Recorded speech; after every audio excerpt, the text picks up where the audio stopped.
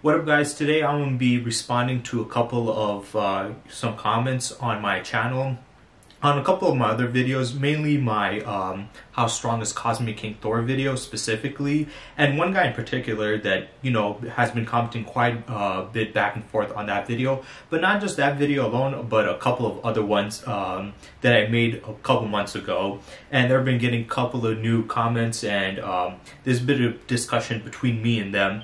And the last time I did this was with the whole Superman debacle, with a 3-part video that was supposed to be one video, but it was too long and I had cut up into 3 different parts. So it was like weirdly cut up, so sorry for that video, those videos once again. But yeah, I basically responded to all the Superman fans and was going against their argumentative points. Now, that video wasn't to, you know, make them change their mind, because I know some people are not going to change their mind no matter what.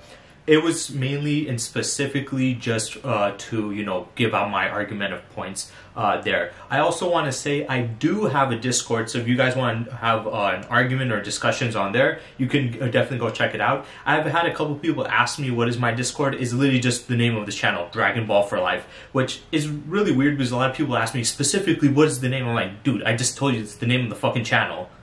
Do I have to spell this shit out literally for you guys? So yeah.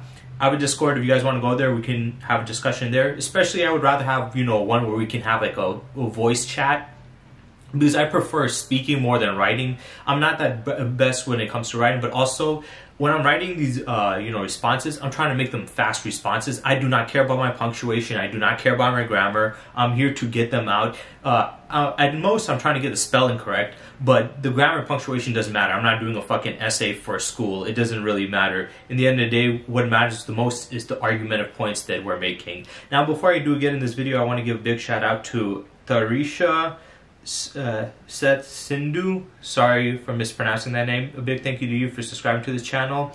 And with that being said, let's get into the arguments. Some of the arguments I've been getting quite a bit. One of the arguments I've been getting quite a bit, but I don't really care about it, is this one guy named Golden Yoshi 209, where he keeps on talking about different Marios and how they're boundless and they're, you know, solo fiction and this and that. I don't know if this guy's a troll or he's being genuine. Personally, I don't give a shit. I remember somebody asked me, he's like, do you think, you know, Mario could beat Goku? And I was like, really, Mario?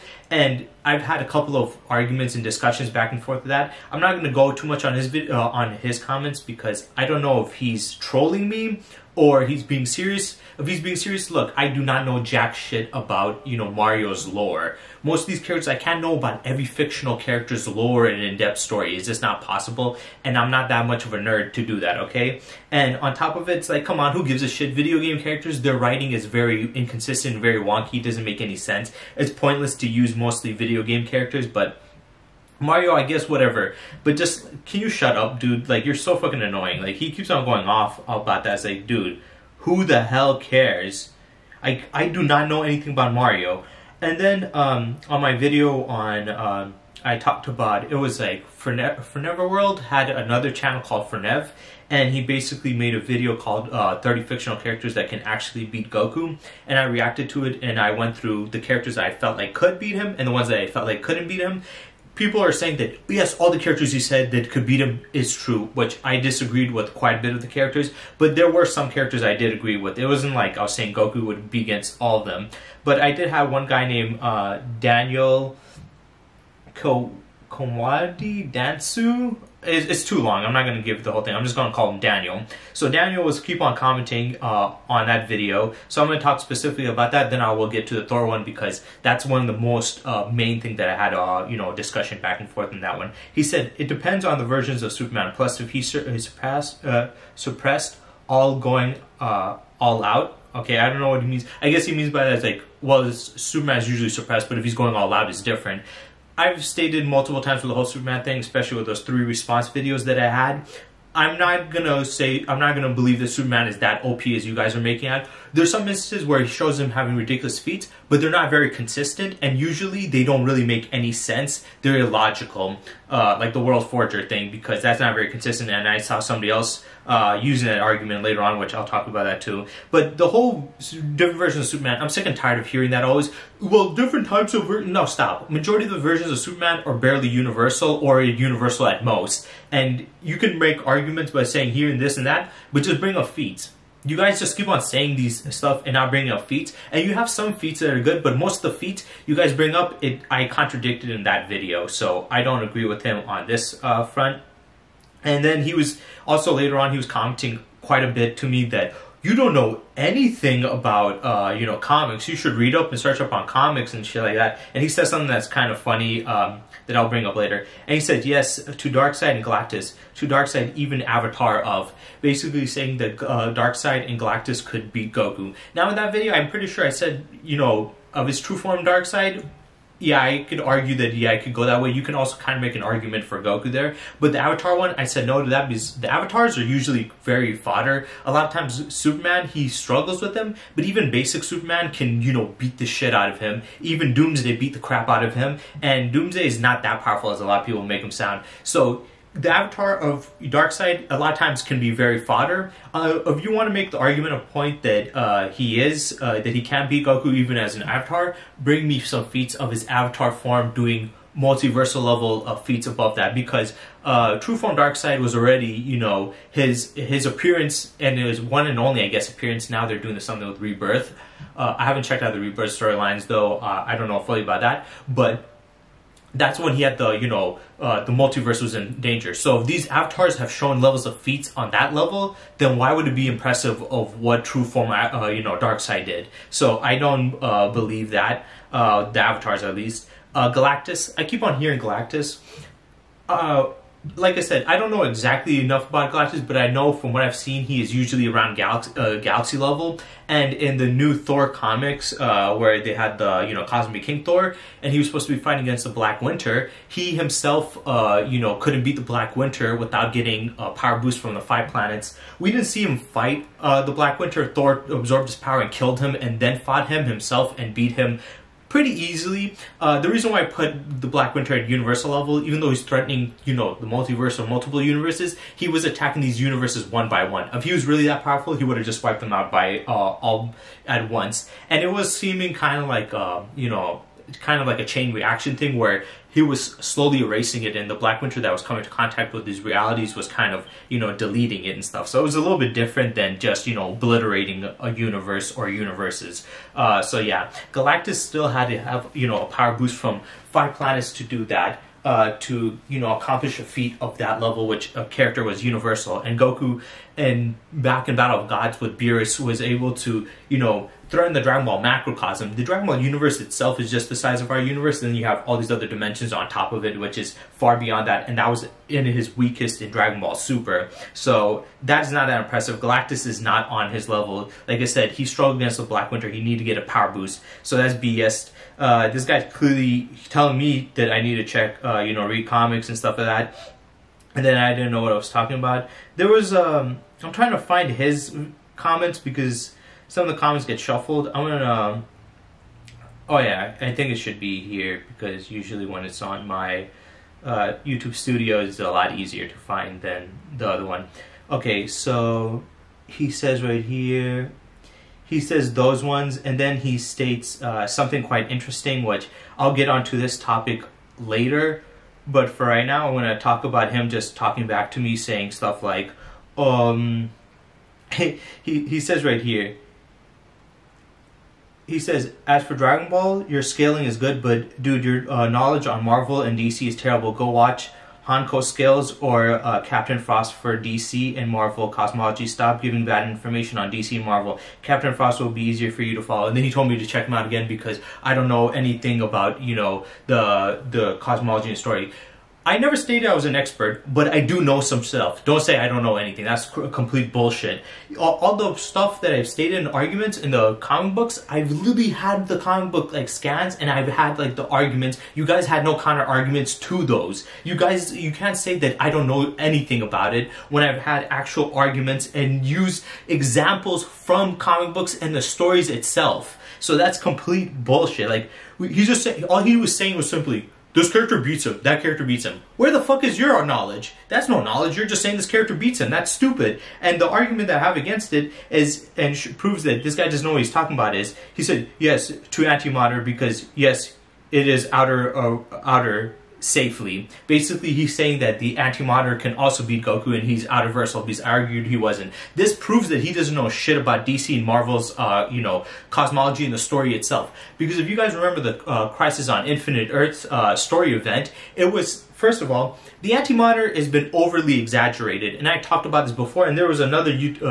person on my channel who's commenting the same argument that I made, and it was the fact that the Antimatter is not actually an outer-versal being. He was threatening the DC multiverse, which they stated was infinite, but then later on in the story, he himself stated he wiped out 1,000 universes, which is a finite number, then said that there was like a couple left, and I think it was like around 5, which they amalgamated into one universe. See, I'm showing you I do have some knowledge on this, and he not only stated a finite number of universes that he wiped out, but there was also stated a finite amount of universes that were left that had to be amalgamated into one. So how the hell was that infinite if there was a finite amount of it, and then there was a finite amount left? So that would still be like, that would put it actually at, multiversal, because multiversal is like 1,000 plus universes. And yes, DC's universes are bigger than, they're bigger than,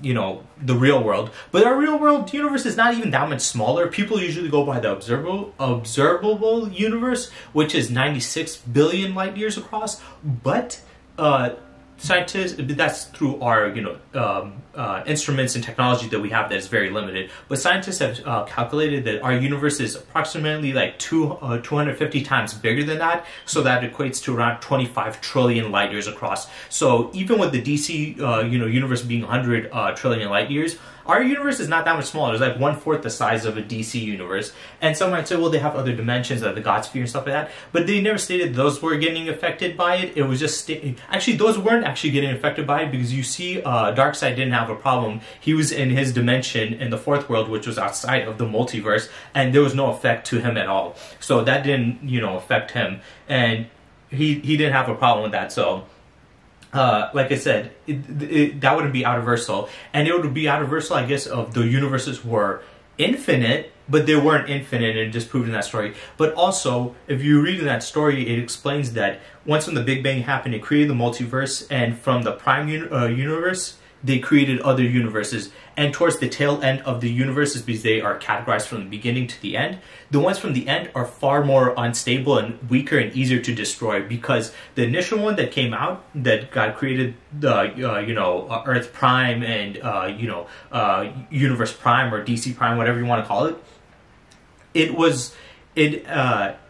the universe was fully intact, so the infrastructure of it was strong. But the more universe that were created, it was stretching out the reality itself, so weakening it itself. So every subsequent other universe after the Prime one would get more unstable. The creation of it would be unstable, so it's easier to destroy. So when Antimatter actually launched his plan to wipe out the DC multiverse, first of all, he didn't one-shot the multiverse. He basically was wiping out each individual universe while he was doing it, and he actually started from the tail end of the universes in the multiverse and tried to get to the final Prime one. And and in DC, another thing I know about the cosmology is if you wipe out the DC, the Prime universe or the Prime Earth itself, it will wipe out the entire multiverse itself. So if he really wanted to wipe them all out, why didn't he just go for the Prime one? Maybe it's because he couldn't wipe out that Prime one because it was too powerful. So he had to start from at least the weakest, which were the most unstable, and then go through it to wipe out a more powerful one. And you guys also know in the story, some of you guys will say, well, he could destroy a whole universes, so why couldn't he do that? Because like I said, those other ones are more unstable, and as he was destroying more universes, it was amplifying the power of his own antimatter universe, which was amplifying his power, so he probably needed more power to do so. So he's like, I might as well just go from the weaker end and end up there. I'm going to end up wiping it all anyway. But he did that, and then he also didn't do it through his own power. It wasn't like he was using his own power. He was using a machine. If you see in the thing, he was using this machine that was sending out the antimatter from his universe, basically coming in contact with the positive matter universe, which is just the multiverse itself. And once it comes in contact with it, scientifically and, just logically, antimatter coming into contact with positive matter basically cancels it out. So as he was putting his universe, transferring the energy from his universe by using the machines in his ship to the positive matter universes, it was basically colliding and wiping it out and transferring that energy back to his antimatter universe. Now, why does that matter? Because one, he wasn't doing it through his own power. He was using it through a machine that was using the antimatter from his own universe. Also, it wasn't through destructive power like how you see, Goku and Beerus when they're colliding. The energy from the shockwave from their punches were going to destroy it. Whereas his one, he was using the antimatter, which was scientifically destroying it, which is significantly different than obliterating universe through sheer your own power itself. So one, he was wiping out individual universes one by one, not as a whole. Two, the universes weren't even infinite. It was stated to be like over 1,000. Three, he had to start from the weaker universes and get through to the stronger universes. And then four, he used a machine to do it. He wasn't doing it with his own power. That's why when the Flash, went in reverse and destroyed it, it was a big deal because he took down one of his big, operations to destroy the multiverse. He also had other machines, so it didn't really stop it completely, but it did hinder his progress quite a bit. So he used a machine, so I don't know how you're going to give him the props for that and say he's outer-versal for that. That doesn't make him outer-versal. And the machine was using antimatter, which when antimatter comes into contact with positive matter, it wipes it out. So it was in his power once again. And even further throughout the story, he got hit by an amalgamation of all the Silver Age comic characters, and their power was equivalent to a solar system, they stated in the comic itself, which is not at not even universal level, let alone outer-versal level. And it did do some damage, not significant, but did do some damage. And then he got hurt by Golden Age Superman throwing comments at him. Yes, he was getting his power drained by, I think, Alexander Luthor, but it wasn't significantly enough to get hurt by that. And remember, Supergirl by herself was able to destroy his armor, which was his biggest advantage. Not his, physical body, just the armor itself. But, he still got, attacked by all the DC Silver Age characters. You can be like, well, they're massively powerful, right? But the thing that you don't understand is they literally stated it was solar system level, that power itself. So even though it sounds cool like that, when you look at the fact that they only generated a solar system level power attack, even with all their power combined, it's not that impressive. And then also later on in the Sinestro War story event, when Superboy Prime wanted to get his revenge against him, he waited until I think it was the Guardians of Oa, basically set off when the Green Lantern batteries exploded, severely damaging Antimatter, and allowed Superboy to kill him. This did significantly damage him. Why does this matter? Because I'm pretty sure the battery has been stated, if it was to go off full power, would be galaxy, be able to wipe out a galaxy, so it would be galaxy level. So a galaxy level explosion did significant damage to him. Didn't kill him, but it did enough damage to him for him to get finished off by Superboy Prime later on. So of a galaxy level attack can severely damage him, then how is he outer-versal once again? So I disagree with that statement. And this, like I said, this is specifically due to him saying, you don't know anything about it. I'm not sitting here saying I'm a genius who knows everything about Marvel and DC comics. I mainly know about Dragon Ball. I've admitted that. I like in the videos about the Thor stuff, like when Death Battle's first one with Thor vs. Vegeta, I literally stated that I don't know enough about Thor, and you guys were still commenting, you don't know what you're talking about. I'm like, I never stated that, dumbasses. So this guy's also saying that shit, and I'll definitely check out that guy's channel, but I do think this guy's talking out of his ass because I do have some knowledge. I literally just put it down right there. Also, I've done it in my other videos, like I stated. I've never exaggerate to know more than I do, but the fact that he stated that Antimatter is outer-versal just proves that this guy is ridiculous. It just proves that he does not know what he's talking about himself, yet he has the confidence to tell me that, he literally has the confidence to tell me shit like, oh, you need to research upon the Dragon Ball, not Dragon Ball, but like Marvel and DC lore because you don't know what you're talking about. And then he had another comment. He said, he said another one. It basically, he stated that even, once again, another character that he argued for because Forever World mentioned, I'm trying to find this, so sorry guys of, once again, like I'm all over the place because these are on my what's the thing called, my YouTube Studios thing account, and that can get a little muddled with the information or the messages that I get from them. So, okay, right here he states that yes to Thanos with and without the gauntlet. So he's saying that also Thanos can beat Goku without the Infinity Stones and with the Infinity Stones.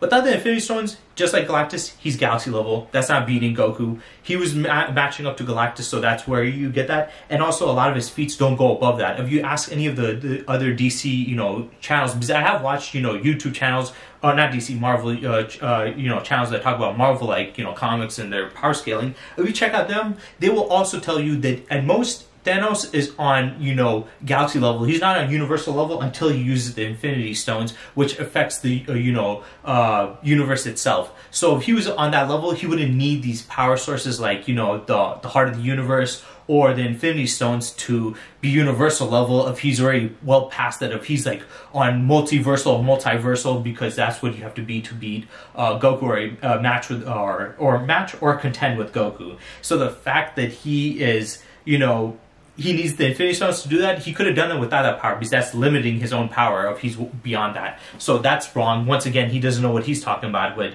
he's giving me the attitude about that. And then the Infinity Stones, we already know that it's limited to the universe that it's set in. So there's many different parallel universes in Marvel, but we've seen that when Galactus, or not Galactus, but when Thanos comes from these other universes to use the Infinity Stones, it does not work. It only works in that said universe. So the manipulation, the reality warping, goes up to a universal level scale, and the effects that he can accomplish are universal on scaling wise. So once again, how does this beat Goku when he was, punches alone was, had power beyond universal level and Battle of Gods, which was the beginning. So we've seen significant power above that. Once again, you clearly don't know shit about either Dragon Ball or Marvel and DC by stating those. But those were just, him. Now I want to go to another guy, because this is the main guy that I had the most back and forth with. And he commented on a couple of my videos, but he was keep on mainly talking about the Cosmic King Thor video and Thor himself. In one of the videos somebody I did on Phoenix versus Raven, it was the death battle. And someone said, so do you agree that Phoenix or Raven would beat Goku? And I just simply said no.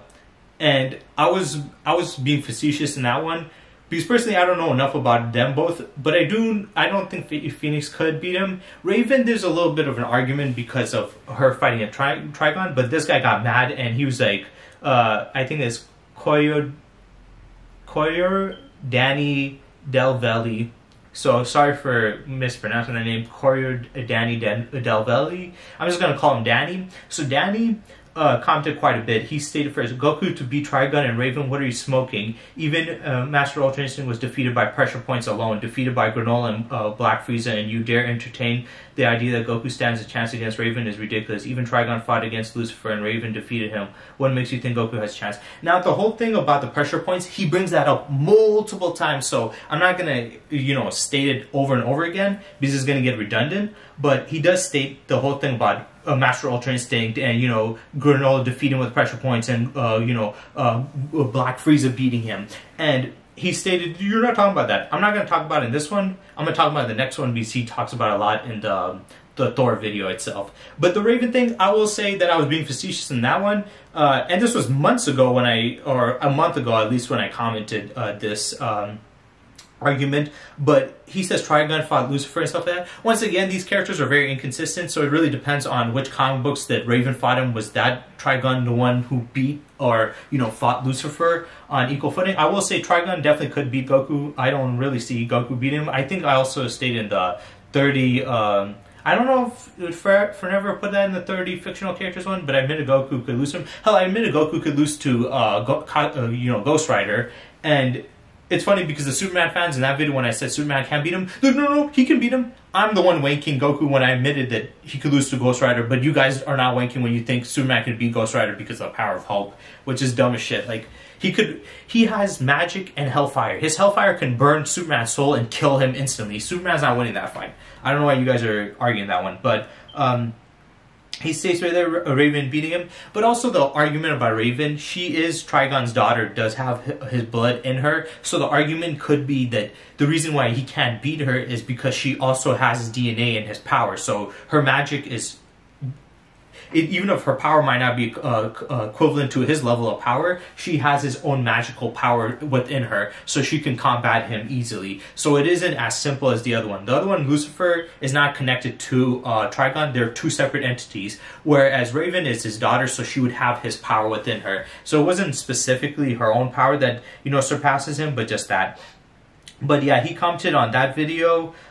Mainly, he also commented on the Thor one, and then he also commented on my my response to the Goku versus Superman response video, which, you know, I already done that, but I'll get back to it. And then he goes back to the Thor one, and he says right here, Master Ultra Instinct, who have not won one battle, lost 2 pressure points, which was actually defeated by a Granola clone, and Superman excels at that. To Granola Gas and recently Black Frieza. Ultra Transmission, you forgot to mention that it requires Goku to locate a key in order for him to do so, whereas Thor defeated those before and he does not yet know how to use Hakai, and Hakai can no effect if the opponent is stronger. It's funny because he was talking shit about my grammar, but his, you know, wording itself is weird. It is apparent that both this video and you have not read much comics, as you guys are pretending overwanking Goku. Much of what you said is like Solar won't do a thing against Surfer. What are you Dragon Ball fans smoking? You really have not refuted anything. You just mentioned common ability, which among you, the ones you mentioned, Goku barely ever uses Solar at all, so I wonder why you brought that up. Okay, I'm going to go through all these. Master Ultra Instinct has been shown not to be as untouchable as this video, and you like to pretend. Master Ultra Instinct with 0 wins records, yet you pretend that he can defeat Thor or Silver Surfer. Guess what? Vegeta lost to Granola, Gas, and even Black Frieza. You really need to pay better attention to the show and stop inventing headcanon. Both have not won in any battle, even with new transformation. You still ignore the fact constantly. Yes, Vegeta was so fast he lost to Hit Laughable. This is the most... He had some of the most retarded arguments. Okay, let's go with the pressure point shit. He keeps on saying pressure points. It's not like just hitting Goku with a pressure point is going to work on him. Granola was significantly more powerful than him. Even with his clone, it was more powerful than him. That was the whole point of showcasing that. So him stating that he got hit by a pressure point technique. Yes, the technique took him down, but he's acting as if any character with any level of significant power or any power at all can take him down by just using that technique. Granola was now weaker than Goku. It would have been an argument if you're saying, well, Granola was leagues below Goku and he was able to beat him with just a pressure point technique. Well, he was stronger than him, and then he also applied the technique. That's why he was able to hurt him. Making the argument that Superman, and this is not on the... this was on the Cosmic King Thor one, because he was going back and forth on this one, and on the... what's the thing called? And on the Goku response, like Goku versus Superman response video that I made. I don't know if it was part 2 or part 3, but he keeps on repeating this point, so I just want to go through it right now. But he makes it sound like Granola was a weaker character that uses technique and beat him. That's one. If that was the case, that would have been an argument there. But he was significantly stronger than him using this technique. Okay, he beat him with the technique when he had more power than him. It's not like just anybody can hit him with the pressure points and beat him. Like, unless you're saying characters leagues of below him did it and beat him, then saying, oh, well, then that means that most characters can beat him if they just use that technique.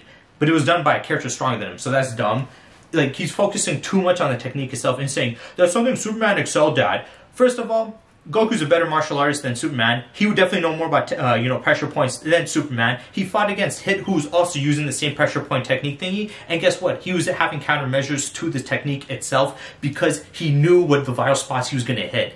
But Goku's had it happened on him. I'm pretty sure Mercenary Tao used it on him when he was weaker than him and when he was stronger than him. And guess what? It didn't, debilitate him. The only reason Granola was able to debilitate him with that technique was because he was way stronger than him. So, you can be stronger than Goku and use that technique and still not be able to significantly hurt him, but you would have to be a lot stronger. So, the whole arc was showcasing that Goku and Vegeta at that point weren't stronger than Granola and had to, Vegeta had used the he go to surpass it, and Goku had to, like, you know, he was surpassed by Vegeta at that point, and then had to learn a true Ultra Instinct, which later on he got stronger. But before that, he got taken down by Granolah when he was stronger than him. So him saying, well, Frieza does it. Goku's more skilled than Superman. He can do the same technique. Goku also fought against the person who did it and had a way to, you know, protect against it. And then he's had it done to him, and it didn't, you know, really affect him. The only reason Granolah was able to affect him was because he was way stronger than him. It's like saying that somebody, like, let's say, somebody as weak as, I'm not going to use somebody too weak, but let's say who is, like, weaker than Goku, we know, but Goku's stronger. Let's say Moro. Let's say Moro came from that ending to fight against Goku from that point of Granolah arc, right? Towards the end of the Moro arc, Moro punched Goku, and he literally broke his hand from a punch. So you're telling me that that same Moro, if he was to do the pressure point technique, he would have been able to take him out? A full-blown punch to him in the chest broke his arm, but if he was to hit him with the tips of his fingers and his pressure points, he would be able to take him out. No. Why? Because he's significantly weaker than him. That whole showcase of him punching and breaking his arm showed that he got so much stronger than him in that fight, that his durability raised up to such a high level that even before, he was able to beat him casually, but now even with a hard punch, he's not even able to damage him. He damages himself. So it's somebody if it was way weaker. Then he keeps on saying, like, Gas and Black Frieza. Yeah, Gas, Black Frieza, and Granolah were all stronger than him, or at least at that point in time they were, especially Black Frieza. What is your point? He lost to characters that were stronger than him. Okay, so? What kind of fucking argument is this? You're making it sound like he lost to weaker characters than him.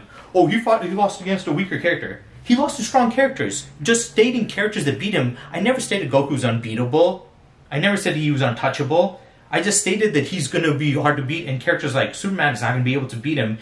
Unless you're saying the Superman is above those levels of Black Frieza and them, then showcase your argument where he's shown feats above them. But just stating well, he lost to other characters, so Superman could beat him. What the fuck kind of retarded argument is that? Yes, he can lose. I never said he couldn't. Then he talked about the whole instant transmission thing, about locating Ki. My argument was, he only needs to initially, the first time, locate them. After that, he can go around the battlefield and do it countlessly. He did it against Cell. Once when he had his energy signature locked, he did the instant transmission Kamehameha, which was basically using a technique that requires focus to gather up energy, but also was able to teleport in the same time. He was also able to teleport while an attack was about to hit him by Cell. A Kamehameha was about to hit him, and at the last second, he was able to teleport and end up behind him and hit him with a shot. So he does not need to lock or search energy signatures all the time. The first time he gets the energy signature locked, he can teleport throughout the battlefield anytime, and even in the very, very close counters. He did it against also against Kid Buu when he was firing Ki Blast. Goku was doing backflips, and in the middle of a backflip, one of the Ki Blasts was about to hit him, and he literally does it and teleports away. So he doesn't need to constantly, fucking lock energy signature. And his argument later on, which I guess I can get onto that, but I'll just talk about it right now. He states, well, Goku needs to lock his energy signature at first. He can't do it over, this guy was able to, evade it and stuff. You do know when Goku senses their energy, he's already locked onto their energy signature. So if Goku's in a fight with this person, he's already locked onto their energy signature. Goku doesn't even need to be face-to-face to this person to lock on their signature. He can be even planets away to do that. If he's fighting against a powerful character, especially a character with a lot of energy, he would be able to detect them. And the moment he's already in a fight with them, face-to-face, their energy signature would have been already locked. So, do you think Goku needs to literally put his two fingers to his forehead and literally search? No. Him sensing the person's energy already locks onto them, and then he can teleport around there anyway. He doesn't need to do that. The only reason he does that is if he's going a far distance away, like when Kid Buu was destroying a planet and had to go, like, planets and, like, light years away. But if it's in a battlefield around the fight, he can move around the fight. The moment he catches, he senses your energy, he caught onto your energy signature. So, yeah. I don't know what your argument here is for that. That's just dumb. And he said, in order for him to do so, Thor defeated those before. What does that mean? Unless you're saying Thor beat characters with that ability. yeah, I mean, you can catch Goku off with that ability. He's been hit before, but that's just not stopped him. And then he mentioned the Hakai. I never used the Hakai as an argument because that was more from the manga. I usually go by the anime itself, so I don't really count the Hakai. But yeah, you can say it's incomplete, but it still has a threat level. And yes, it's for opponents that are stronger, but then you have to make an argument that Thor is stronger. If Thor is like around his level or whatever, then you can argue that it could work, but I never stated that to begin with. And then he says, it is apparent that both this video and you have not read comic books. What do you mean by this video? That was my video. What the fuck are you talking about? It's not like I was reacting to somebody else's video. What do you mean this video and you? Like, I'm the same person. What the fuck? That shit is weird. Okay, and then he states right here, you're pretending you're overwanking Goku. I don't overwank him. Even the people that, you know, love Dragon Ball state that I underpower him. And some of you guys, like the other guy, Daniel, admitted, oh yeah, you're very accurate with that. So how am I overwanking them and then also being accurate with it, or also underwanking it? Because I know somebody else who commented on my video saying, he's like, you're a Dragon Ball fan, but you also are like, he stated that I was underrating Goku's, downplaying Goku himself. So now I have fans from the Dragon Ball side saying I'm downplaying Dragon Ball characters, and then I have people from the comic book side stating that I'm wanking him. So which one is it? Am I wanking the guy or am I downplaying him? And then some people are saying that I'm putting him consistently. So all these people's like general consensus on my you know, thoughts on Goku's like power is all over the place. So it's like, which one is it? Like, come on. And then he mentioned the solar flare. First of all, me mentioning his abilities, it wasn't to state that these abilities would give him the big advantage against somebody like Silver Surfer. I never stated that the solar flare would beat him. Also, in that video, I don't even think I talked about Goku beating Thor as much, or specifically what techniques he had to beat him. But yeah, that's an ability in his repertoire. Him saying that he doesn't use it very often, so what? That doesn't mean he doesn't use it at all. You can literally use it in dangerous situations, and Goku has used it before, so... okay, what's your point? And I never stated that Goku having the Soul Flare would be able to beat Silver Surfer. All I stated was, where is the feats that Silver Surfer has that would put him on par with multiversal level beings or above that? Show me those feats, that's what I'm saying. Soul Flare had nothing to do with that. I'm just... obviously... you know, when you're talking about a character, you're going to mention all their abilities. Whether the ability is going to be useful or not, it's important to just mention the abilities to begin with, you know. And then he says, Soul Flare won't do anything against him. What are you Dragon Ball fans smoking? Not refuting anything. You just mentioned common ability, which you're the ones... Yeah, I just mentioned his... He stated I just mentioned his common abilities. Yeah, I mean, that's how you do these discussions. When you talk about two characters, you talk about all the abilities they have, all their techniques, everything, just so you can have a more general understanding of what they're capable of. It's not to say that every technique that they have is going to be, you know, useful or vital in the fight. It's just mention them. No shit, I'm going to mention every technique that he has, whether he uses it that much or not, or if it's that useful or not. What's the problem with that? You see all these fucking, you know, channels like Death Battle stuff, they have all their techniques that you use or abilities. So what? I'm just giving a list of that. That's the fucking dumbest shit I've heard. And he didn't prove why Silver Surfer is strong. He just said he is. You don't know what you're talking about. Okay, prove it. And he says right here, and you brought up Master Ultra Instinct been shown that's not untouchable in this video. Bullshit. First of all, I did not say Master Ultra. I don't know if I mentioned Master Ultra Instinct or... I think I barely went into Goku beating him. I just stated that you guys said he could beat him, but Goku's beyond multiversal, and you guys, from these feats alone, he just put at universal itself. And I said he could probably be stronger shown later on, but from what I've known from here, he's not shown to be above, you know, that much above universal. Definitely was above universal, but not that much. So... when did I mention Master Ultra Instinct in this video? In the what's the thing called? Cosmic King Thor video. When did I mention that? You're not proving that I mentioned it at all. You're just saying you're talking about this. And then him stating this was the dumbest part. He keeps on bringing this up. And you said in this video he's untouchable. I've never ever stated that Master Ultra Instinct is untouchable.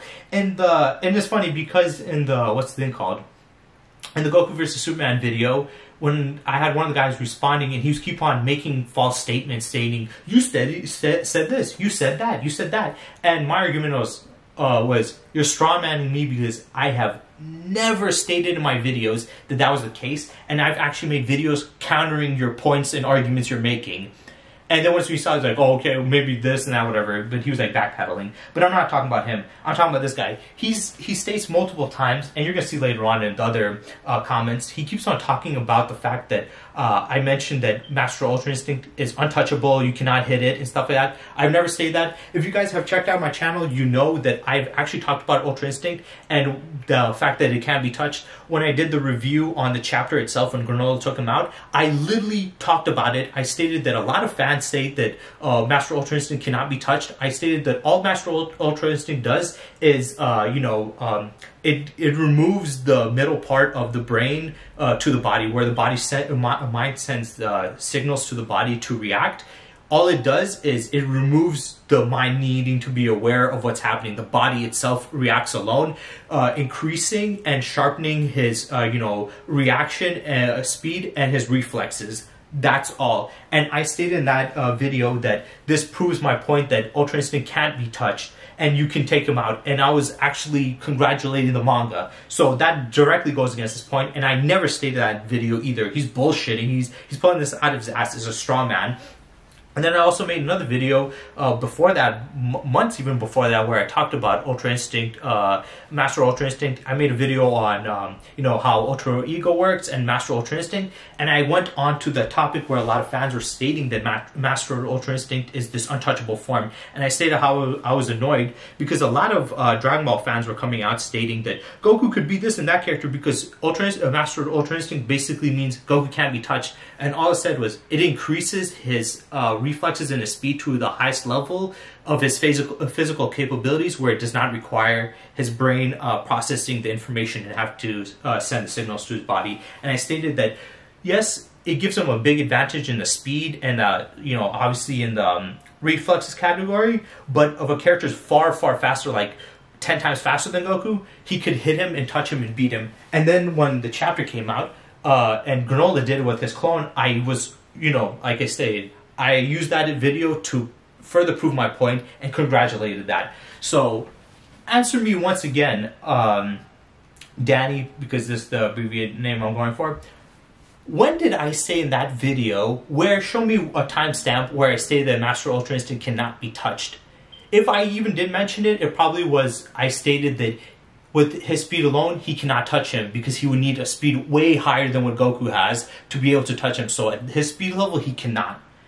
But I never ever stated specifically that once when Goku goes into Master Ultra Instinct, then nobody can touch him, that he's untouchable.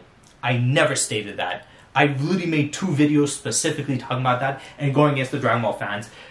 So once again, he stated that I was wanking him by making a false statement and claim, strawmanning my argument. And then we have other people in the Dragon Ball fandom saying I'm downplaying Goku, and then have other people saying that I'm putting him, scaling it correctly, but the other comic book characters, I'm downplaying them. So, this untouchable thing, the reason why I went so hard on this one is because he keeps on repeating it, and I'm like, dude, I never stated that. Why the fuck are you saying that? He said, and then he said, Master Ultra Instinct has 0 records of winning. Just because a form or a technique does not showcase winning against other characters in its universe, does not mean it's powerful enough to beat characters from other universes. Unless those characters from those other universes are, insanely powerful, then you can make that argument there.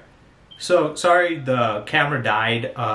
My camera battery died, so I had to replace it. So going back onto my argument there, like I said, just because it doesn't show a good track record in its own universe against certain characters in that universe that it lost to, doesn't mean it's not going to work against any other character. The characters that he was fighting against were very powerful. Unless the characters in that other universe are more powerful or equivalent to that level of power, then you can make that argument. But if they're weaker or not on that level, then it doesn't really matter. That's a stupid argument to make at that point then. Unless you're, if you were making the argument that, Thor or Silver Surfer are ridiculously powerful that could match those levels or are close to that, and stating that, well, it couldn't beat those characters that were on that level or weaker, then how is it going to beat these characters? That's one thing. But you're just saying that, well, it doesn't have a good track record in its own universe. So what? that means that Ultra Instinct, just because it lost in its own universe, cannot be any fictional character outside of Dragon Ball. That's a stupid argument to make. I also never stated that Ultra Instinct is an unbeatable form. I literally stated that it lost to Granola. So I do not know why the fuck this guy's talking about that. That's such a dumb statement to make. Like I said, it's not like he was fighting as fodder characters that was able to beat him. He was fighting against powerful characters still. It's just that, you know, maybe they're not as powerful as some other characters that you can make an argument for. But those characters are still ridiculously powerful, so what is their point there? And like I said, just because a character has struggled in a fight and stuff like that, they can still have impressive feats. What really matters is the feats and what power they showed and how strong they are. It doesn't matter of winning in their universe and stuff like that. Goku, when he lost to Beerus in Battle of Gods, right? Does that mean that Goku in Battle of Gods, when he got Super Saiyan God, he was weak? No. He still showed feats that were above universal levels. Even he was able to threaten a whole macrocosm with a couple of punches. So he was, at that point, was able to rank into the multi-universal levels of feat. Multi-universal, I'm just saying, is like multiple universes, not like multiversal where it's like 1,000+ universes. But he was able to destroy multiple universes in that transformation. It's still lost, but that doesn't matter. It doesn't matter that it lost. What matters is the feat that it was able to accomplish. So are you saying that Super Saiyan God is not universal level just because it lost to Beerus? The feat is still there. So it doesn't matter about that. That's just dumb. Its track record is bad. And how many times has he used Master Ultra Instinct? He used it once against Jiren. It was winning. He would have won. It just went out. That wasn't the Master Ultra Instinct that was a problem. It was just the timing. He didn't use it against Broly. Granola, yes, he lost a couple of times, but he was still getting into it. He was trying to learn it, and he still beat him with that power anyway, so he did have a win there. And then, Moro, not against Granola. And then when he fought against Granola, yeah, he lost, but then he unlocked True Ultra Instinct, and he was, like, you know, above him, and then, you know, Ghastly, I beat him, but in the end of the day, like I said, it doesn't matter if he doesn't beat these characters. These characters are not weak-ass characters anyway, so I don't get his point. And he said, guess what? Vegeta lost to Granola, Gas, and even Black Frieza. Once again, what is your point? Are you saying these characters are weak as shit? Just stating that these characters lost, I've never said they can't lose. By that logic, I could just say, well, Thor's lost to this character. Well, Thor's lost to that character. Thor's lost to this character. So what? Does that mean that Thor can't win against any other fictional character just because he lost to characters in his own universe? That's retarded. Unless you're saying the characters that they lost to were weak.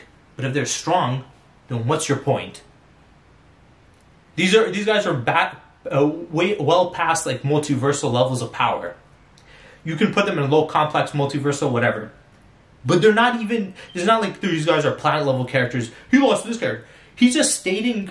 He's just rattling off characters that they lost to and said, "Yep, he lost to them." Is your argument that Thor is stronger than them or on their level? And if he lost to them, then you know he can't beat them, or is it just that he lost to these characters? That's dumb as shit. Okay, let me just use it too. Thor lost to the Hulk.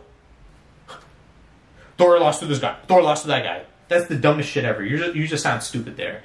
And he said you need to pay better attention to the show and stop inventing headcanon. What headcanon did I invent? Oh, the bullshit strawman argument that you made that you stated that I never stated, where I said, oh, Master Ultra Instinct is untouchable and it's never lost, when I never stated that? Are you stating the headcanon that said Goku and Vegeta won every fight solely? No, I never stated that either. What, like, these guys, some of you guys get butthurt in my statements, and then you guys put in your own, you know, arguments and your beliefs, or you've probably had arguments with other Dragon Ball fans that made arguments, and instead of, you know, going case by case based, saying, oh, well, he probably has different arguments and checking out my argument, you just lump me in with these other Dragon Ball fans that make these ridiculous statements and say, yep, he's like them. Even though I've contradicted and gone against them countless times. So, no, it's not my own headcanon. I don't think you paid attention to any of my videos, dumbass. You clearly didn't pay attention to my other videos where I talked about it. So, and also, people say, well, we can't check out all your videos. That's funny because you guys expect me to know knowledge about all these fictional characters. You want me to know knowledge about every fictional character to the last detail from all these comic books that have been around for decades and hundreds to thousands of issues and every detail. You want me to remember all that shit and know all that about all these other universes. You want me to know that. But then when I tell you, you don't even know my video catalog, you guys want to say, well, you expect me to know all of your videos or seen all your videos? You expect me to have read all those books? You expect me to know all that knowledge about those characters and just have it in my head, perfectly remembering it for years and shit? You expect me to know all these fictional characters and what their feats are equivalent to? So you're expecting me to know all that shit, but you can't even fucking check out a couple of my videos from my catalog to get your facts straight first about my arguments. And then you're saying I'm making headcanon. And to not even want any battle with new transformation, you still ignore the constantly, yes, Vegeta was so fast he lost to Hit. Oh my god. Once again, those new transformations, they still showed a level of power. It matters about the feats more than just who they beat. Unless like, you know they're against weak characters and they lost. And then Vegeta losing to Hit, so what? Hit was using time skip. It's not like Hit was using his speed alone, and you're also making it sound like Hit is slow. Did Hit show a feat of like a speed feat that was so like an anti-feat that was so unbelievably slow? It's like, well, see how slow Hit is? And then Vegeta, you're saying he's so fast, but he lost to him.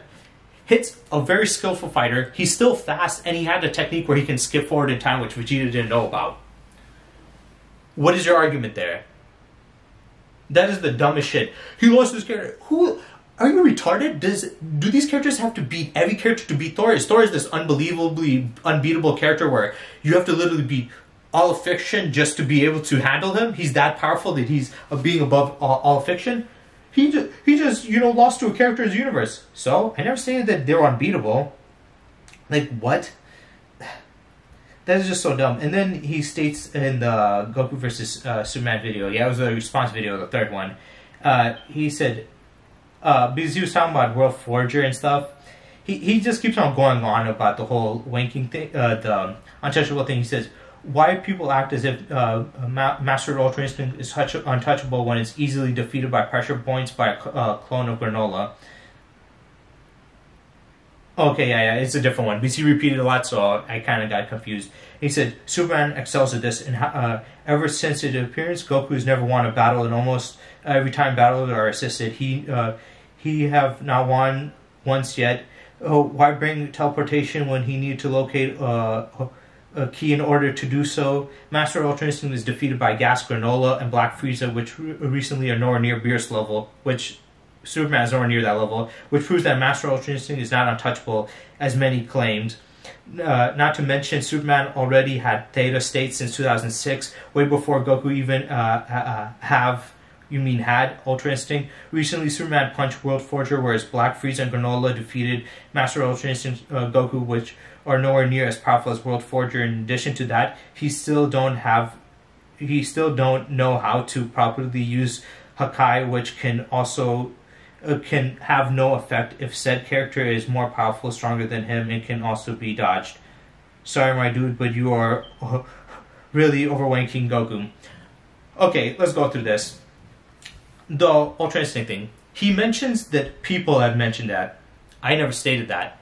Once again, it was in me. I never said it was untouchable. Also, a move does not have to be unbeatable to be able to, beat other characters. You're saying that the feat or a technique that they have to have has to be have no limits. It has to be a no limit technique to win. Are these characters like beyond tiering and shit like that? It requires them to have these unbeatable techniques? No, you do not need an unbeatable technique to beat these characters. Like, that's just something that helps him out a lot. Once again, he mentioned the pressure points. Like I said, Granola's strength did it. It was not just any weak character can hit him with a pressure point and beat him. Oh, I guess you just, have a character significantly weaker than Goku. If he hits him with a pressure point, he's out for the count. Moro punched and fully broke his arm. That showcases that they have to have a significant level of, attack potency or attack damage to, hurt him. Because if you don't, then his durability is going to overcome your strength. So it's not just pressure points. It's not like touching his pressure point bypasses his physical durability. You will still need a high level of, physical damage that you can dish out to hurt him. It's not simple as, he simply, that's a weak spot that bypasses that durability. That's not how it works. It can bypass it to a certain extent, but you would still need a certain level of power. Superman excels at this. I already argued that. He uses this argument a lot. Like I said, Goku's a better fighter than Superman. Goku could do the same pressure point technique and beat the shit out of Superman. Also, there was a comic book where you can use this against Superman. It was in the Silver Age comics. I forgot which particular one, because this was, I I think a couple of years before I made this channel, and I was just going throughout multiple like decades of comics, so it was like hundreds of comics. But there was this female Kryptonian. She broke out of the Phantom Zone, and I think it was, what's his name, Jimmy Olsen. He stated that he's like, this is a female Kryptonian, and she's not that powerful. She's a woman, and to showcase that even as a woman, she's very big of a danger. Because when she fought against Superman, she knew a way to kill Superman, and the simple way to kill him was there's a weak spot on the Kryptonians, and her martial art taught her where the weak spot is, and she just had to poke that weak spot to kill Superman. And in that comic, she nearly did kill him and nearly hit him, but they did a thing with the Phantom Zone machine where basically transported, since they broke out of it, it transported all the people that were outside of the Phantom Zone that never were in there into the Phantom Zone, and the ones that were trapped in there that broke out into the real world. So as she tried to hit him, the moment she was about to hit him and kill him, and Superman knew he was about to die, they shifted the reality to whoever's on the outside of the reality was in the Phantom Zone. So Superman turned into like a Phantom Zone ghost, because when you go into the Phantom Zone, you lose your physical body, you have a corporeal body. So he had no longer a physical body, and she tried to jab it and couldn't do it. But if they didn't do that, they would have killed him. And then they reversed the counteract and then transferred over the people that were stuck in it back to the real world, and the prisoners that broke out back into the Phantom Zone, so they trapped her back in there. But in that comic book itself, if she hit him with that pressure point, she would have killed him. And this is one of the most powerful versions of Superman. Silver Age comic Superman, or pre-Crisis Superman, before the Crisis on Infinite Earth's story event. So even a Superman that powerful would have been killed one-shotted by this pressure point technique at this one specific spot of a Kryptonian. I'm not going to use that as an argument to beat him, but you can use that. So if he wants to keep on using pressure points, technically all Goku has to do is find this weak spot, which he can sense with his ki, ki itself. He can find the weak spot and just hit it right there, kill him instantly. Okay, so we have an argument against him too. And like I said, it happened against Goku by Mercenary Tao, and I'm pretty sure Tien either did it to Goku or just, Yamcha, but he was able to handle it, even though he was stronger than Yamcha. So this technique was done to him by a stronger character.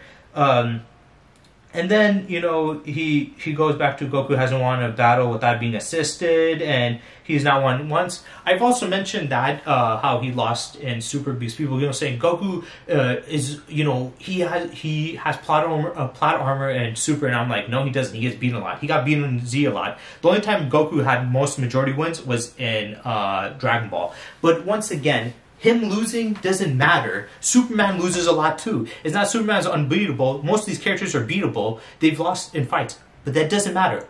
It really matters about the level of strength of the character. The only time I mention when a character loses to another character is if that character wasn't that strong. If I stated, like, for example, Superman lost, once again, pre-Crisis Superman lost to a fight against Karate Kid, who doesn't have any powers from what I know. He just has, like, a bunch of martial arts and, like, advanced martial arts. And when he was fighting against pre-Crisis Superman, he was only using Judo. He beat him with Judo. A character with no powers and just skill alone beat a guy as powerful as Superman who was trying to beat him, and he admitted that, yeah, you're better than me.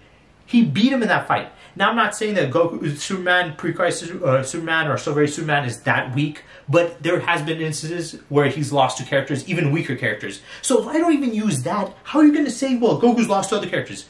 Once again, they're powerful. Just because he lost to Beerus does not mean that Super Saiyan God Goku was not insanely impressive. It does not mean that the feat that he accomplished was not ridiculous, above universal levels of power.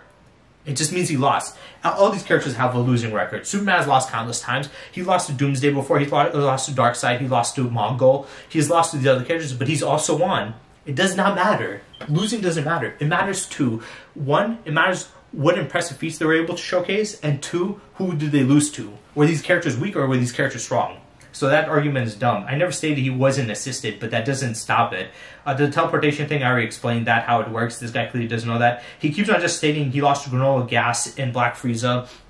Once again, they're strong characters. He's making it sound like they're fodder characters, and saying they're weaker than Beerus. Beerus is strong as shit, and they keep on moving the goalposts with his power, so it's like he keeps on getting stronger and stronger by the story narrative itself. So that doesn't mean anything. Unless you're saying that, Superman can beat Beerus. He does make an argument later on, which I think I will give him some credit for that one, but the previous one just saying that he lost, like, okay, all these characters have lost. That's dumb.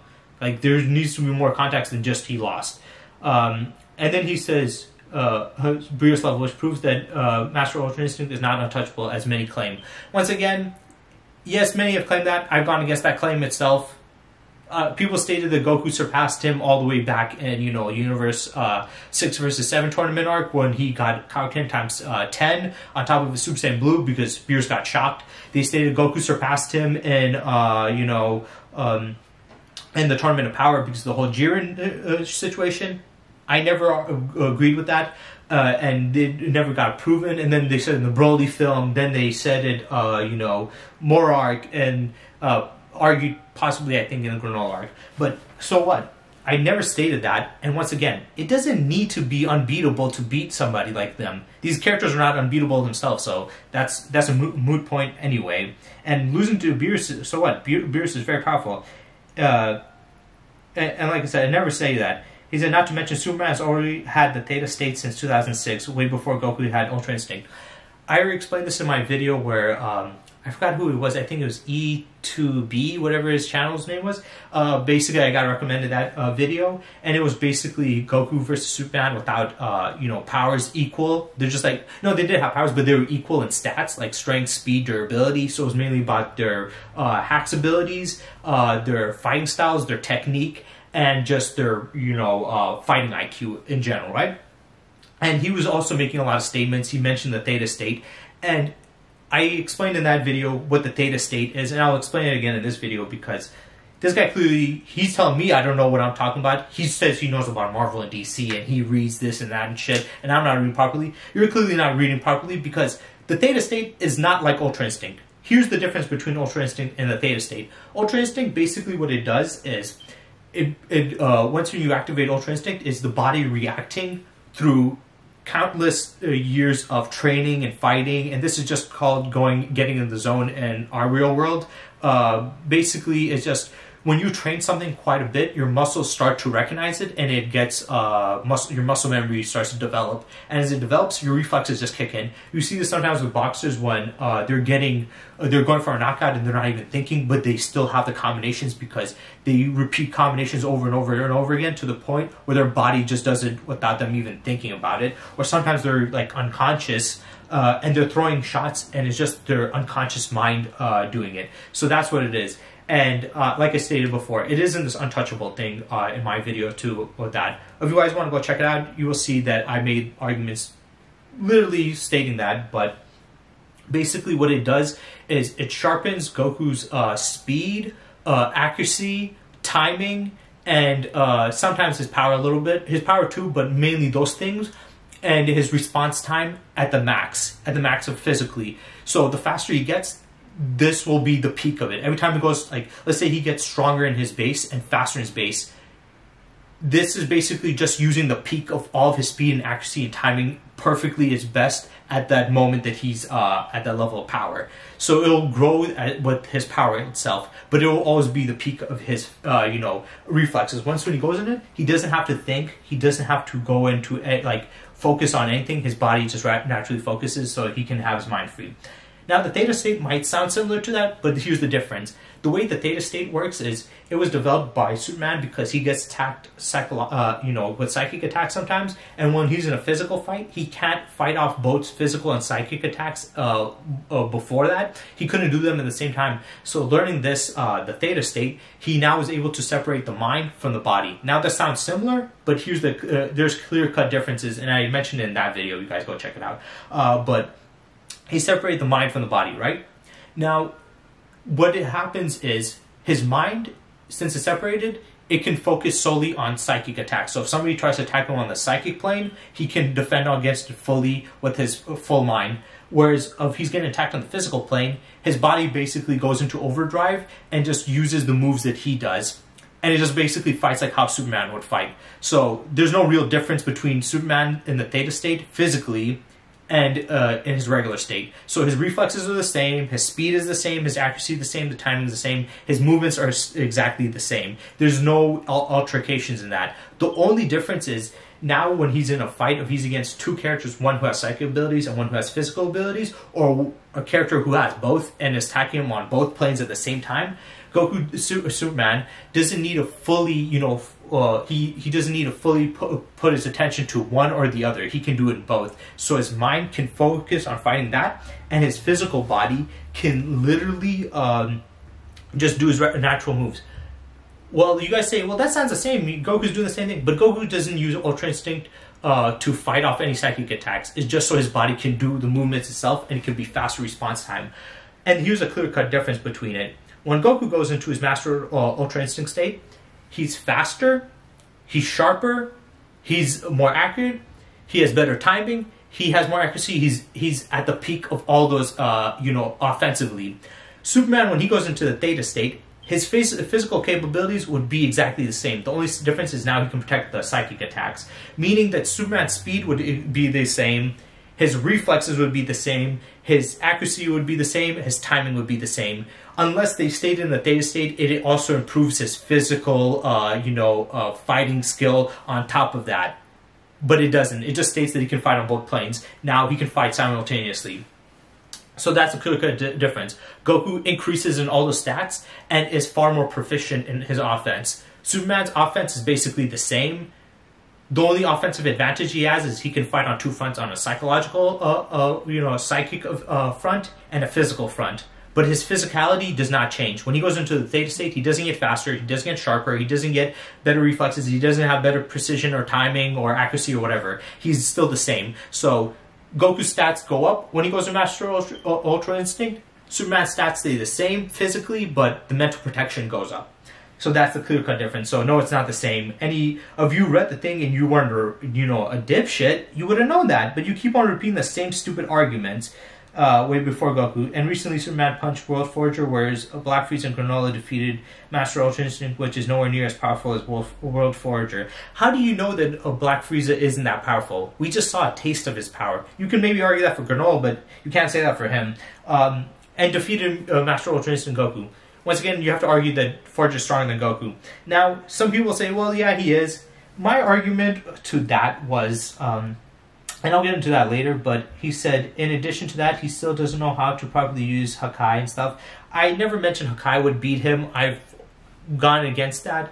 But even then, Hakai would have some effect, unless if you're stating he's way stronger than him, but I guess the World Forger thing is the argument. That's the argument I say that is good. But before that, he's just saying that he loses to these characters. So what? Those characters are strong. And then he says stronger than him, and it can also be dodged. When was Hakai be able to be dodged? There's two different types of Hakai. There's Hakai Energy and Hakai Technique, which I also made a video on that, explain that. The Hakai Technique is basically what Beerus did. Hakai Energy is just destruction energy, which is basically within all of them. It's just, accumulating the Hakai Energy within them, and they just blow stuff up. So it could be a regular explosion. But the Hakai Technique doesn't do an explosion. It is literally, basically like what he did to Zamasu. It's different than, because when the Universe 9 God, I think his name was Sidra, when he used it against Frieza, his attack was significantly different than what Beerus did. Beerus' one you cannot dodge, and the one that Goku used in the the manga against Zamasu was the same one technique that he used. It was not the energy attack. And I know it can get a little confusing, but I explained it more in that video. But that move cannot be dodged.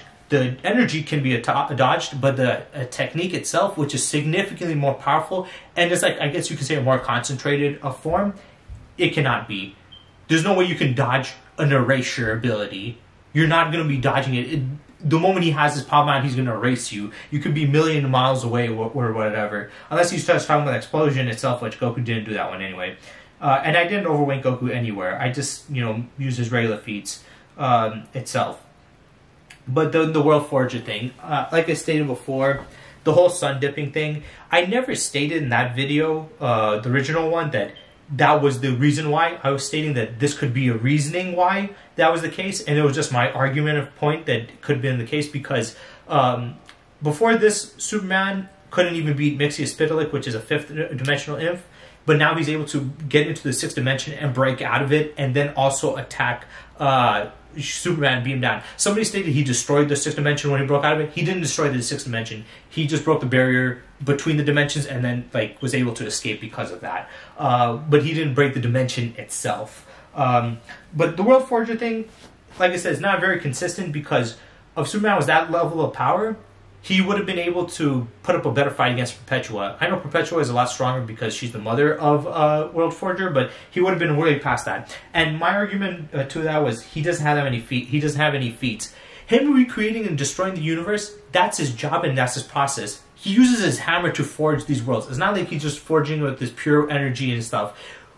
Stating that he can destroy these universes and recreate them doesn't mean that he has the power to just obliterate universes. He has tools that recreates them and destroys them. These are probably set on a timer. We don't know how he specifically does it. So yes, he does not have any feats in particular. We don't see him getting into a fight and punching out celestial beings or cosmic beings. That's what I mean by he has no real feats. Just saying that he can change the worlds and stuff, it doesn't mean anything. And like I said, it's a very big inconsistency that you can put it in because Superman has never really beat Mxyzptlk. And saying that Superman holds back on him is like, well, Mxyzptlk is a very big threat. Why would he hold back on him? And he even stated in the Emperor Joker event, you were never this strong when Emperor Joker was going to destroy the multiverse. And he was like, you were never this strong. And he's like, you idiot. I've been holding back. You think I've been going all out on you? He literally stated in that one. And you guys saw in my other video, I think it was E2B's one. Also on that one, he showcased Mxyzptlk, and I was like, see, here he states it literally in this the same comic book itself that he couldn't beat him. And if Superman's on the level, then how come when True Form Darkseid was falling down, Superman didn't stop it? He could have stopped True Form Darkseid from falling. Why couldn't he beat Anti-Monitor by himself when he wasn't even on that level of power, on even multiversal level of power? So if Superman can beat World Forger, which, let's be honest, there's a lot of inconsistencies when it comes to comic book characters. Sometimes they show insane feats, sometimes not. And also, World Forger could be one of those characters where his title, what he's capable of, his title is impressive, but in a fight or feat-wise, he's not that powerful. But yeah, there's just that. And then he said. He just keeps on repeating the pressure point thing and the teleportation thing. And then he said, Master Ultra Instinct might not have one win and you still have to have a chance against Superman. Once again, it does not matter if it doesn't have a win. It's still more powerful than Superman, unless you're showcasing feats Superman did above that. But he said the World Forger thing, but like I said, it's very inconsistent because there's countless other times where he wasn't even able to beat characters that are weaker than that, or stop events that were not even on that level of power. Yeah, he says Granola is not near the World Forger's power. That's an argument you can make, that he's not on his level of power. But why would you think that? Because unless you're stating that they're not, okay, but whatever, you can state that argument that he's not that powerful as the World Forger. But show me feats where he actually physically destroyed these universes or did something crazy. You don't have any of those. That's the problem. That's what's going to happen.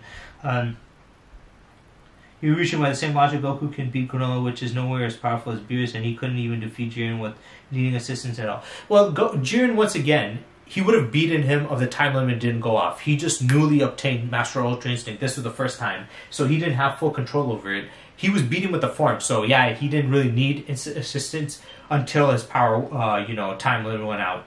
And then we have this guy named Ice. He commented on my Cosmic King Thor video. And then also Danny also commented on that one. Or his name is Brandon Holder. For some reason it said Ice earlier. So he said, a weakened Thor literally teared open an out-of-versal character, Multi-Eternity, in the recent issue of Immortal Thor. Now I was like, I was assuming that apparently Multi-Eternity is a character, but I was assuming he fought against that character, but he didn't. He did something else that was close to that.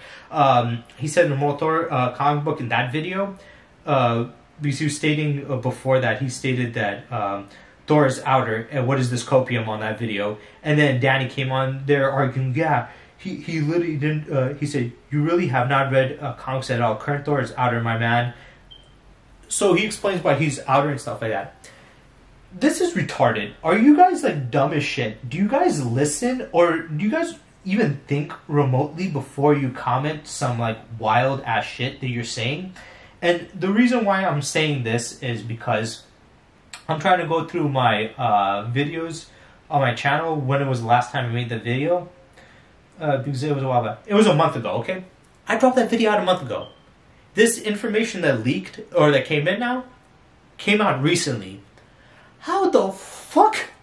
You guys don't even think logically. How the fuck am I gonna know that recent event when this video that I made was a month prior? It was a month ago, and I stated it was from just the, recent Thor comics itself, where he got Cosmic King Thor comics. Like, you guys don't even listen. Now, some of you might be saying, well, what's your point? What's the point you're trying to make here? My point is, they're using a feat from Thor, now that has came out, that's more recent that came out, on a video of mine that was prior to this event, which I was taking the information before that. How the... And I was doing this, making this video and getting the information even before I dropped out that video. So I was doing that like a couple of weeks or a month in advance prior to that too. So that information would have been even older than that I put up there. And I stated in that video, he might have gotten more impressive feats later on. I just don't know. I'm not going to make a whole video on that, right? So why the fuck are you guys, you two dipshits, tell me, what the fuck, you're dumbass. You're saying that he can't beat him? In the recent comic, he showed he's outer. Well, when this video dropped out, was that feat out there? No? That was recent, right? This video was prior, it was old, right? How the fuck are you going to hold me to a standard of the feat that's after that? You cannot. That's not fair. That's stupid. If you want to say, well, this aged poorly, or you were kind of wrong in this video because later on this happened, that's one thing. But to say that I'm just wrong in this video when this video came out before that feat, that's just dumb. So they were stating that shit. That was just asinine. I'm like, are you guys dipshits? Do you listen to what you're saying? That's the dumbest thing ever. You really not read comics at all. I did read the comics. It's just that I can't read comics from the fucking future, dipshit. Can you read the comics from the future? No. If you were from like a month prior when this video first came out, would you have known that exact information? Hell no, because it's literally physically impossible because it came out in the future. To say I don't read comics at all, I literally read the comics, you fucking dumbass. I can't read the future comments. So this is just a retarded comment by both these guys, especially him, talking shit like, you didn't even read this. Also, you guys were saying he was outer even before this came out. When I made that video, all the feats that I showed were not outer. But you guys were still saying he's outer anyway, so you're going to rank him to outer no matter what. But to state that I wasn't reading comics when this new one came out, and I stated I don't read every comic. I'm not going to read... Your dumbass can't even catch up on my own videos where I talked about Ultra Instinct, stating that it was not untouchable, and you saying that I said that. But you're expecting me to read up on the new Thor stuff when I stated I'm not going to really focus on that, and I have other videos I want to do, talks on. And I have other things in my life, like work and school and shit like that. It's just dumb to me. So yeah, him stating that. And then talking about that event too, I just checked it out before I came home. I was at work while I was having this whole discussion and debate with you guys. So I came back. He said, Current Thor is outer, my man. Goku against Jiren was assisted in many of his battles. Even Mirai defeated him. The same with Black Frieza and the same with Granola. You really didn't mention King Thor either. Because this is about Cosmic King Thor, dumbass. So why would I mention a different version of Thor? Because there's different iterations of Thor, right? I'm talking about this version. This whole video is about how strong is Cosmic King Thor. Runic King Thor is no longer canon, dumbass. It was his own separate character. Why the fuck would I bring that up in this character? It has nothing to pertain with his power now. This is a separate character. If you want to check that video out, I've had a video on that, and I mentioned it to him. I have a video on that. Check that out. I talked about Runic King Thor. So if you want to hear about that, go check that one out. But to say, you didn't mention in this video that's specifically about Cosmic King Thor, no shit. Why would I be talking about that version of him?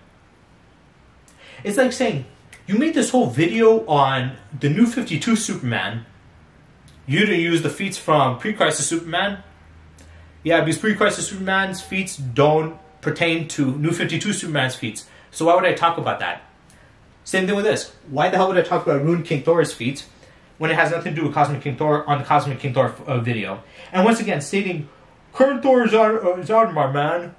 From this feat, from this comic that came out recently, when this video was prior to that.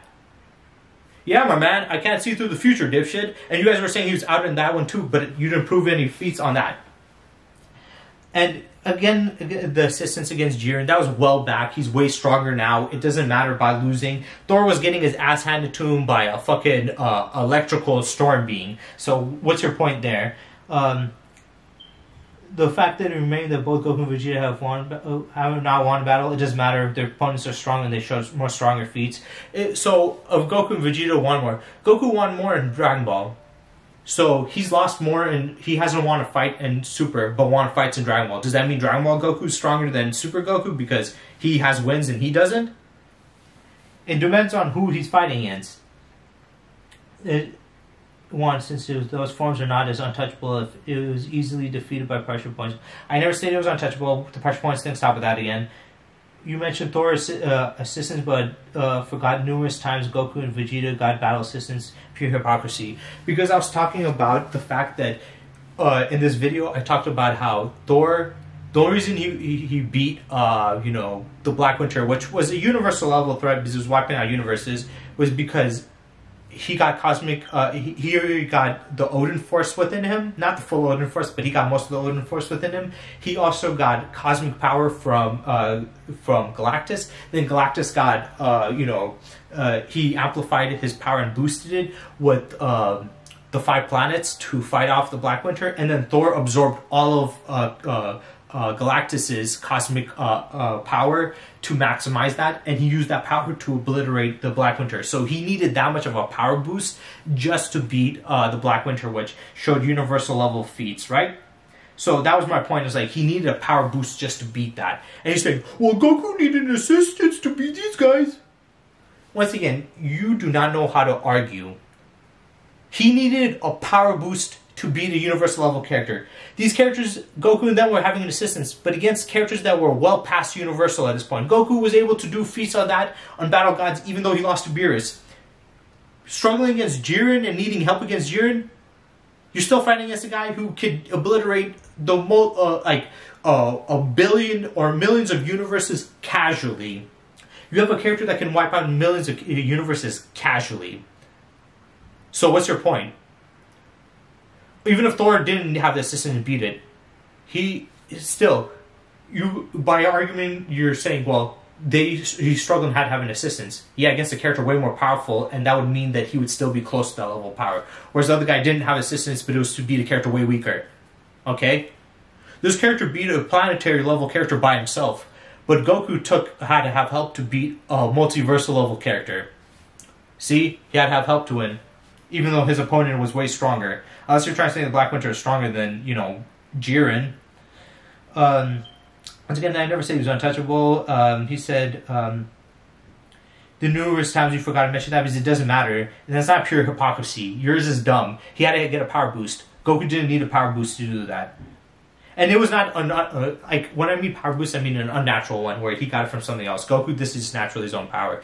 Right now, Thor, you can say this is amalgamated power, but he would probably lose it later on and go back to, base level Thor. Well, Goku will just keep this as the story progresses.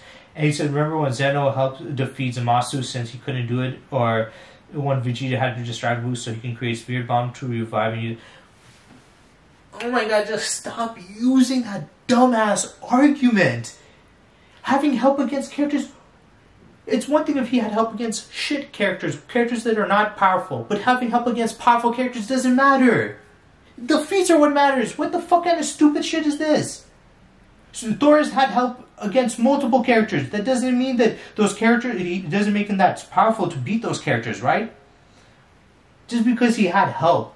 But going on to the comic itself, the whole multi-eternity. Now the argument is, eternity is basically the embodiment of the universe itself. So when you fight or beat the character Eternity, you're beating basically the universe, making universal level power. Some people say that is beyond that because he has power beyond that, which doesn't make sense. If he's the universe itself and embodies it, how would he be beyond that? But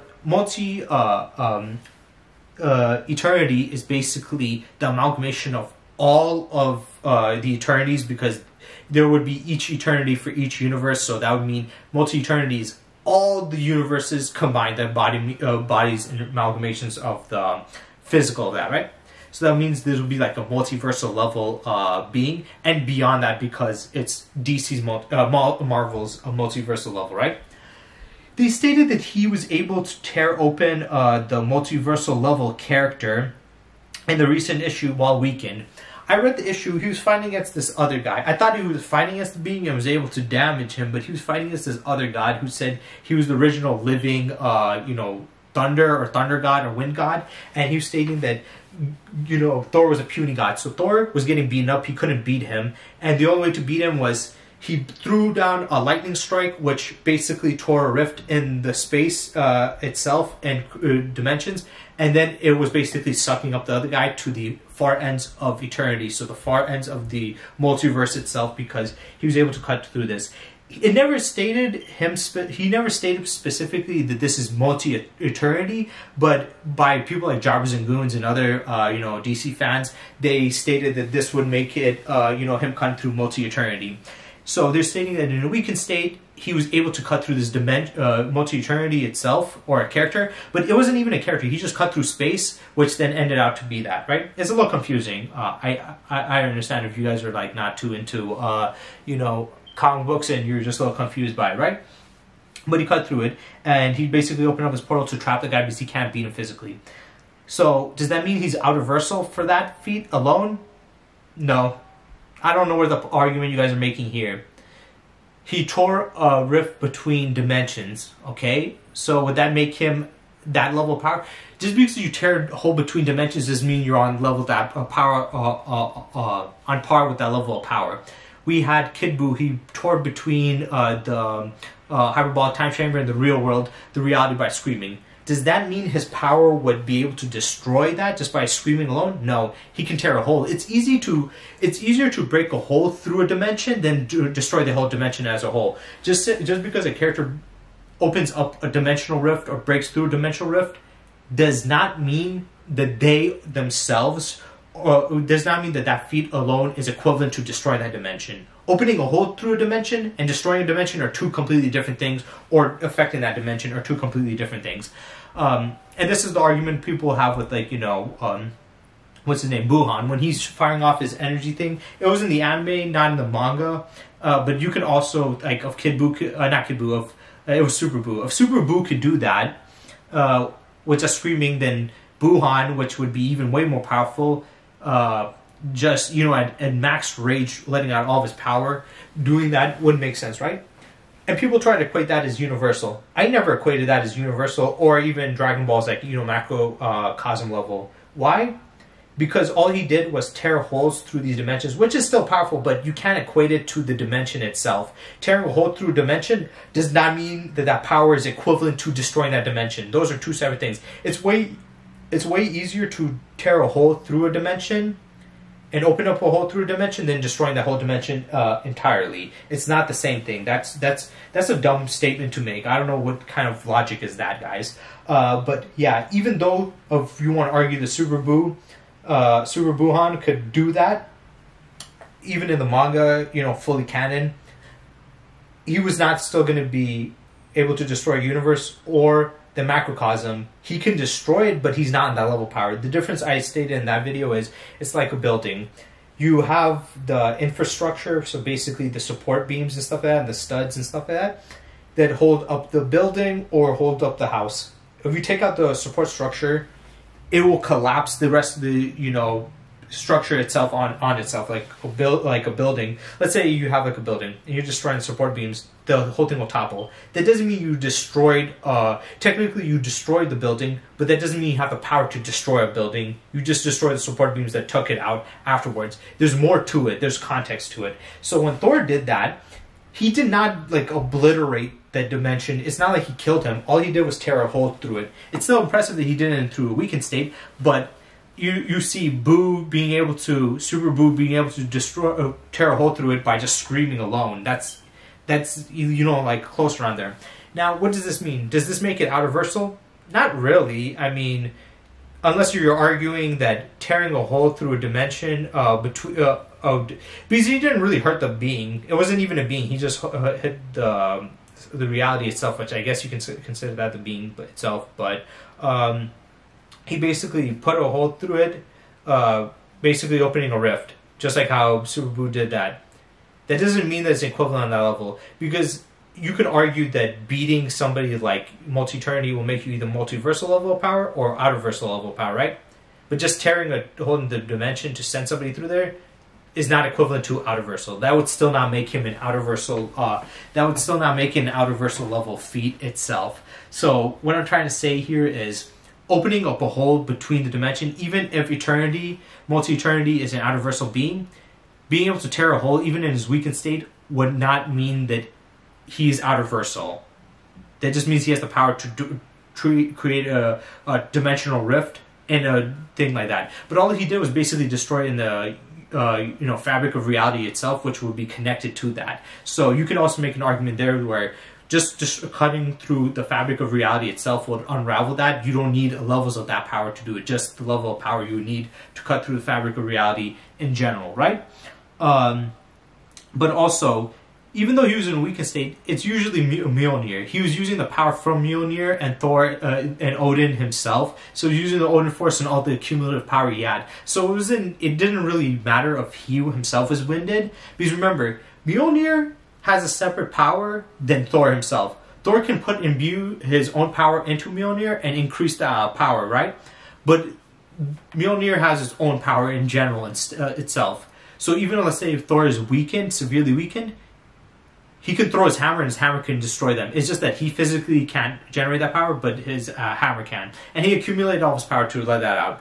Like I said, it's like stating that Super Buu could destroy, what's the thing called? The hyperbolic time chamber, just because he was able to tear a hole through it by screaming. Or that Super Buuhan is on the level of destroying the Dragon Ball Macrocosm, which was a feat that we saw way later in Battle of Gods versus Beerus and Goku, with Goku getting Super Saiyan God to do it. It's like saying Super Buuhan is able to equivalent to that because he was able to tear holes throughout all these different dimensions and have the dimensions collapse on itself. So if I don't accept that as him being universal or multi-universal, then why would I accept this just because he opened up the hole? Also, we already know that, what's the thing called? That Mjolnir can literally open up portals to other dimensions. So was it really the power that he dropped down that tore the hole, or was it just the ability to, open up holes through dimensions? Because he did, Odin did this also with when Mjolnir was attacking Thor in that video that I explained, Cosmic King Thor.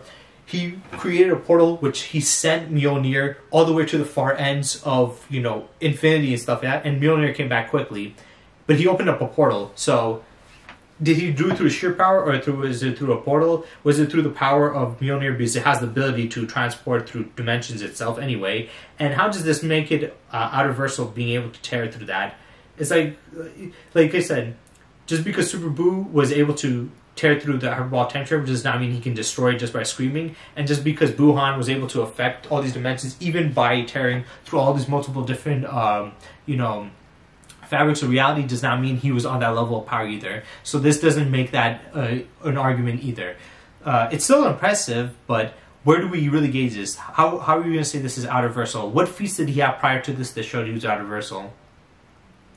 There has to be consistency. And this is just the beginning, so wait a little bit. This is what the thing about comic book fans. They jump the gun all the time. They're like, we saw this little feat, he's this level. Well, let's see what the other guy that he trapped, I forgot his name, was Uragon Thor or something like that. Let's see how powerful he is, and let's see where we'll put him. Because he didn't really hurt, Multi-Eternity. He wasn't even fighting that being.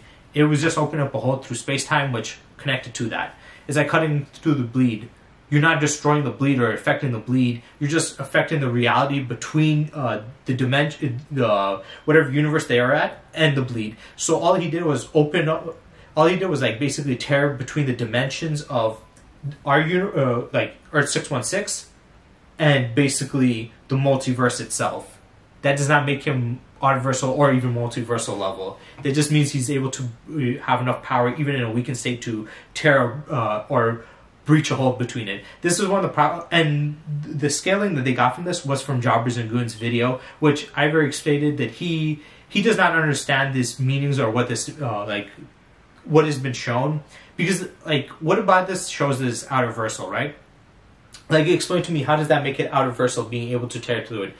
Breaking through ripping a hole through a dimension doesn't mean you're destroying that dimension. Once again, like Superman, breaking out the sixth dimension did not mean he was destroying the sixth dimension. Just because he's powerful enough to fly through the sixth dimension and tear a hole through it from the sixth dimension's reality back to the third dimension / fourth dimension does not mean he is above the sixth dimension itself or as a whole. It just means he has enough power to break through it. Same thing with GT Goku. People will try to argue that GT Goku destroyed the dimension. He broke a hole in whatever that dimension's name was. He was able to break a hole through that dimension and get out. That doesn't mean he's on that dimension's level. So yeah, I just don't see that argument. I think that's still wrong. So yeah, I know I had a lot of disagreements with you guys. I know I'm going to have a lot of you guys commenting in the comment section down below, especially the guys I disagreed with. I know the last point you guys could probably have a lot of arguments saying, no, it is. But like I said, is it really equivalent to, is tearing a hole through fabrics of reality equivalent to destroying that reality itself? I don't think so. And the cosmology, the way it works, tearing the fabric of reality between their reality to the multiverse does not mean you have the power to destroy a multiverse or outerverse, or you have to be at that level of power just to do that feat. And it seemed more like he was using his ability of the dimensions and tearing a hole through it than that. So yeah, I hope you guys enjoyed, and stay tuned for next time.